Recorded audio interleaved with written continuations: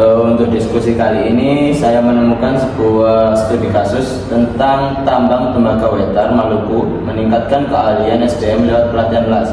Di dalam berita tersebut itu menjelaskan ada 2 poin. Yang pertama itu perekrutan dan pelatihan untuk internal.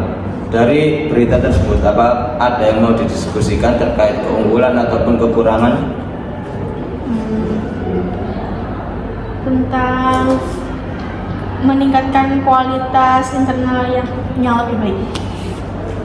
Nah, kalau menurutku sih kenapa perusahaan tersebut meningkatkan kualitas yang lebih baik, karena di setiap perusahaan itu pasti membutuhkan potensi-potensi yang baik sih untuk perusahaan nantinya, dan dari potensi tersebut itu bisa membuat perusahaan tersebut semakin maju seperti itu sih. Apakah ada sangkaan yang nggak cocok atau gimana? Terkait ini saya menemukan sebuah kekurangan di dalam berita tersebut, menjelaskan bahwa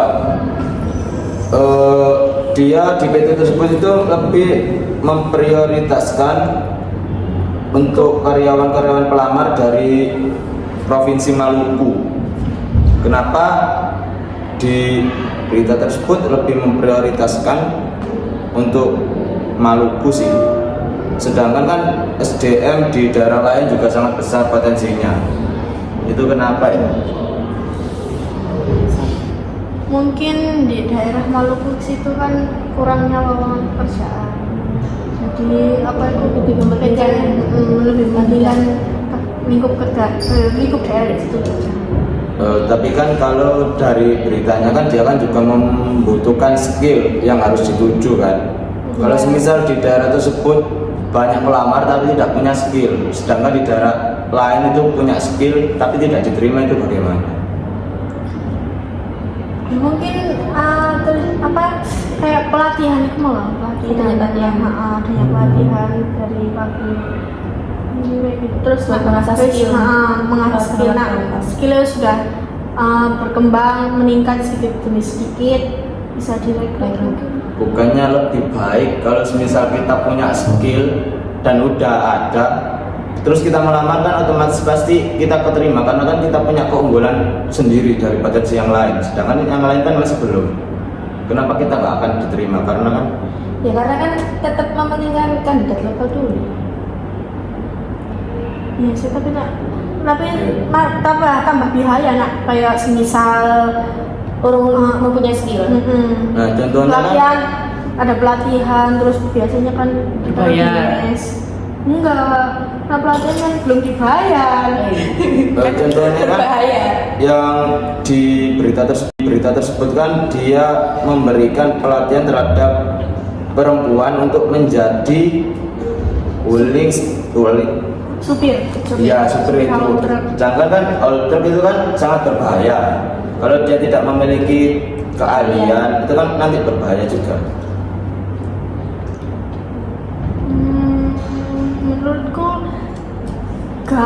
kita harus perusahaan tersebut harus menerapkan kesetaraan gender. Soalnya beberapa perusahaan ada yang mewajibkan laki-laki saja, ada yang tidak mewajibkan laki-laki saja.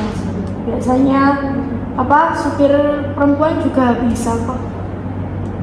Berarti di setiap perusahaan itu berbeda standarnya ya? Iya. Dari gendernya, yang penting dia itu ada kualifikasinya dan kemampuannya seperti itu. Banyak juga perempuan yang berhasil dalam pekerjaan sebagai supir Grab, dan mereka memberikan kontribusi yang berharga bagi industri transportasi. Dari permasalahan tersebut, apakah ada solusi-solusi untuk kita agar tidak terjadi seperti itu?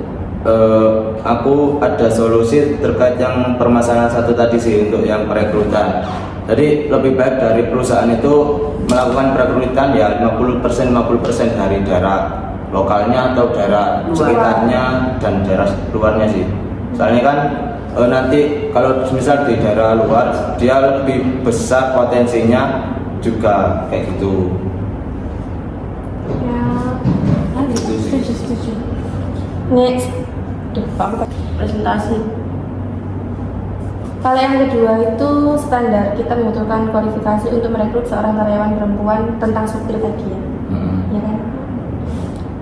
Berarti di permasalahan 2 itu kita lebih mementingkan kualifikasi dan syaratnya dulu ya. Ya, jadi ada persyaratan khusus dari perempuan. misal kalau calon karyawan itu tadi mampu, semisal kayak dia mampu memenuhi syarat tersebut baru direkrut.